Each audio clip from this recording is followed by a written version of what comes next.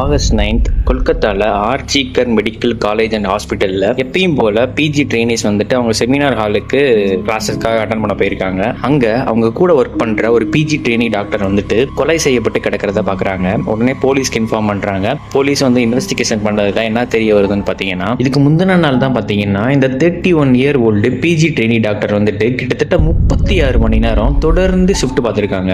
தென் அவங்க ஃபுல் டயர்டில் இருந்திருக்கப்ப பக்கத்தில் எதுவும் அகாமடேஷன் ரூம்ஸ் எதுவுமே இல்லாதனால அங்கே இருக்கிற செமினார் ஹாலில் போய் ரெஸ்ட் எடுக்க போயிருக்காங்க. தென் இதே ஹாஸ்பிட்டலில் புரோக்கர் வேலை பார்க்குற ஒருத்தன் வந்துட்டு, புரோக்கர் வேலை என்னன்னு பார்த்தீங்கன்னா ஹாஸ்பிட்டலில் பேஷண்ட்ஸ் கிட்ட காசு வாங்கிட்டு அவங்களுக்கு வேலை செஞ்சு கொடுக்குற அந்த ரூம்ஸ் அதெல்லாம் பார்த்து கொடுக்குற வேலை பார்க்குறவன் தான் புரோக்கர். இவன் வந்து பார்த்தீங்கன்னா அந்த செமினார் ஹாலுக்கு போய் தூங்கிட்டு இருக்க டாக்டரை தாக்கி ரேப் பண்ணி அவங்கள கொடூரமாக கொலை செஞ்சிருக்கான். தென் அந்த இடத்துல இருந்து எஸ்கேப் ஆயிருக்கான். இதை அந்த போலீஸ் எப்படி கண்டுபிடிக்கிறாங்கன்னு பார்த்தீங்கன்னா, அவங்க ஃபர்ஸ்ட் சிசிடிவி கேமராவை அனலைஸ் பண்ணுறாங்க. அதில் இந்த பர்சன் வந்துட்டு அந்த பர்டிகுலர் டைமில் வந்துட்டு போகிறத பார்க்குறாங்க. அது மட்டும் இல்லாமல் நெக்ஸ்ட் அவங்க வீட்டுக்கு போகிறப்ப வந்துட்டு அவன் இந்த பர்டிகுலர் டைமில் போட்டிருந்த ட்ரெஸ்ஸை வந்துட்டு வெளியில் துவச்சி காய போட்டு இருந்திருக்கதும், அது மட்டும் இல்லாமல் அவன் யூஸ் பண்ண ஷூஸ் வந்துட்டு அங்கே இருந்திருக்கு, அதில் ரத்தக்காரம் இருந்திருக்கு. அது மட்டும் இல்லாமல் அவன் வச்சிருந்த ப்ளூடூத் ஹெட்ஃபோன் வந்துட்டு சம்பவ இடத்துலயே வந்துட்டு உடஞ்சிருந்திருக்கு. ஸோ அந்த இடத்துல இருக்கிற அந்த உடஞ்ச பாட்டும் இப்போ அவன் வச்சிருக்கிற ப்ளூடூத் ஹெட்செட்டும் மேட்ச் ஆகிறதுனால இவன் தான் அக்யூஸ்ட்னு மெயினாக கன்ஃபார்ம் பண்ணி அவனை அரெஸ்ட் பண்ணிடுறாங்க.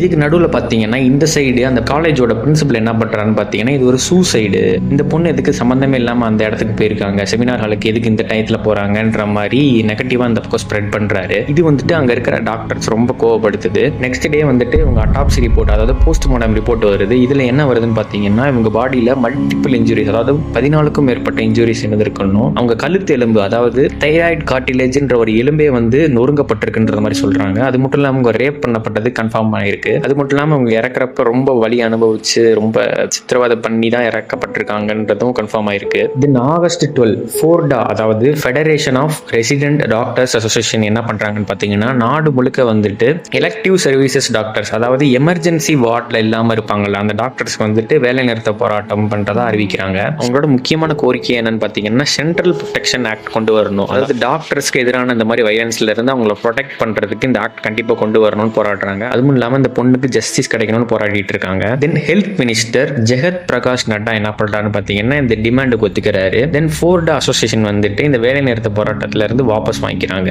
தென் ஆகஸ்ட் 14 என்ன நடக்குதுன்னு பார்த்தீங்கன்னா, இந்த ஹாஸ்பிட்டலுக்கு வெளியில வந்துட்டு இந்த டாக்டர்ஸ் வந்து அமைதியாக போராட்டம் பண்ணிட்டு இருக்காங்க. அதாவது நைட் நேரம் வந்துட்டு போராட்டம் பண்ணிட்டு இருக்காங்க. இந்த டயத்தில் என்ன நடக்குதுன்னு பார்த்தீங்கன்னா, ஒரு குரூப் ஆஃப் பீப்புள் வந்துட்டு திடீர்னு உள்ள வந்துட்டு கலவரம் பண்ண ஆரம்பிக்கிறாங்க. முக்கியமாக அந்த ஹாஸ்பிட்டலுக்குள்ள போயிட்டு எல்லா முக்கியமான பொருள்லாம் உடைக்க ஆரம்பிக்கிறாங்க. அங்கே இருக்க ஐசியூஸ் பார்க்காம நிறைய வார்ட்ஸ்ல போயிட்டு அடிச்சு நொறுக்க ஆரம்பிக்கிறாங்க. ஸோ அங்கே பெரிய கலவரம் ஆகுது. இதுல நிறைய மக்கள் டாக்டர்ஸ் வந்துட்டு அஃபெக்ட் ஆகிறாங்க, இன்ஜுரி ஆகிறாங்க. தென் போலீஸ் வந்துட்டு இதை கட்டுப்படுத்திடுறாங்க. அப்பதான் கொஞ்சம் கொஞ்சமா பார்த்தீங்கன்னா எல்லா ஸ்டேட்ஸுக்கும் இந்த விஷயம் தெரிய ஆரம்பிக்குது. நிறைய அஃபீஷியல்ஸ், நிறைய முக்கியமான பிரபலங்கள், நிறைய செலிபிரிட்டிஸ் வந்துட்டு இந்த பிரச்சனைக்காக குரல் கொடுக்க ஆரம்பிச்சிருக்காங்க. இன்னும் தமிழ்நாட்டிலே பார்த்தீங்கன்னா நிறைய பேருக்கு இந்த நியூஸ் பத்தி தெரியாம தான் இருக்கு. ஸோ உங்களால முடிஞ்ச ஒரு 4 பேருக்கு ஷேர் பண்ணுங்க. தேங்க்யூ.